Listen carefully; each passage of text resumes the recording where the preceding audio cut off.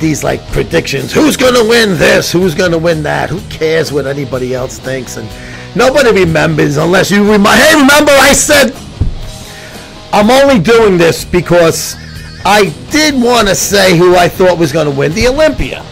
We're going to the Olympia. HotStuffNutritionals.com is our title sponsor of our Olympia coverage. So I want to do previews and I want to do all different things about it because I want to make sure Hot Stuff gets their money's worth for doing the right thing by us year after year. I love you, Paul. You fucking guys are the best, right? They've been with us since the beginning, I think, since either the first year of 08 or maybe the beginning of 09. So I want to do the right thing by these guys.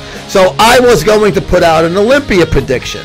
But then all of a sudden the Arnold took a different fucking path because William Bonac, one of the favorites and the defending champion, had to drop out. That show is tomorrow. It was due to travel and quarantine, and he's in Abu Dhabi or something, and I'm not sure of all the details, but William Bonac is not going to be able to compete at the Arnold. Now, we also know Cedric is not competing due to the hand injury. There's been a few guys that we were hoping and expecting to see there, and all of the screw your freedom stuff aside, that's a topic for another day, and I have a strong opinion on that. But let's just stick with the bodybuilding aspect here. I'm looking at that lineup, and I thought that Akim Williams had a great shot at winning that show. If not, he was just going to win it. If not win it, he was going to be a close second to Bonac, and I wasn't sure if Bonac was going to be able to maintain his conditioning. It's only a mere 2 weeks later when the Olympia comes up in October.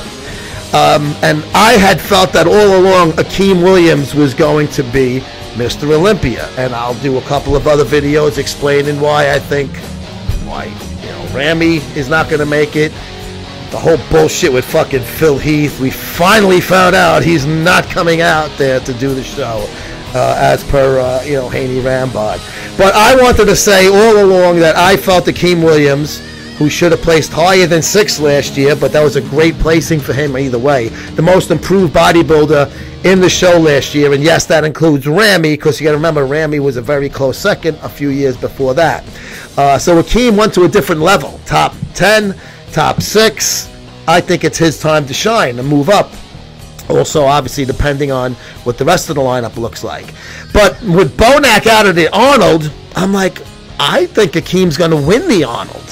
And it's not, I don't even know, if, like I said, Bonac may have edged him out, but it would have been close either way. But I know what's going to happen. Akim's going to win the Arnold tomorrow. And everybody's going to go, there he is, that's the new Mr. Olympia. So before all of these other fucking motherfuckers say it, I want to say I was on Akim, and you could even look back at a comment I made on an Instagram post he did about a week or 10 days ago where I said, you're my pick to win the Olympia.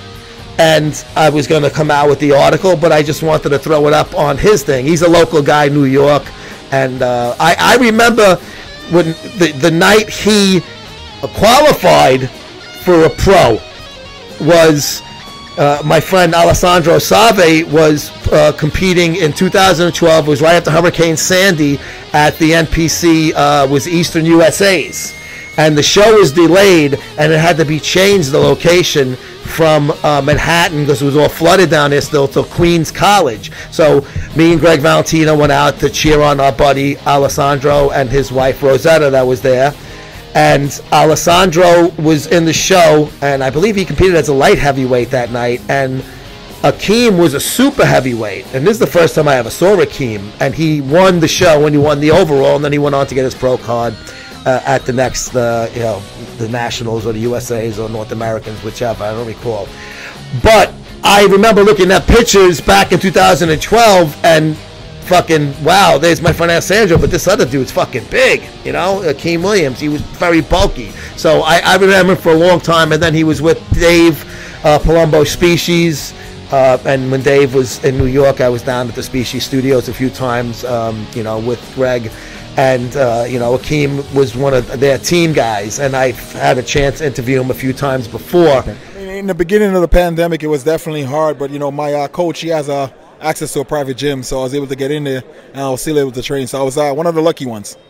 And do you think the delay helped, hurt, or did it really not make a difference to you, the September to December change? Oh man, I think it hurt. I mean, it gave me a chance. Still gave me a chance to qualify for the Olympia because after everything got shut down, I actually think I thought they weren't going to have Olympia, but with pushing it back to December, it actually helped me get a chance to qualify. So you were able to get a show in between then and now. And as far as the venue difference, what's your thoughts on Orlando over here and how quick they're able to put this thing together? Oh man, I love it, man. I showed up, I saw the venue, I saw the hotel and everything. I love it.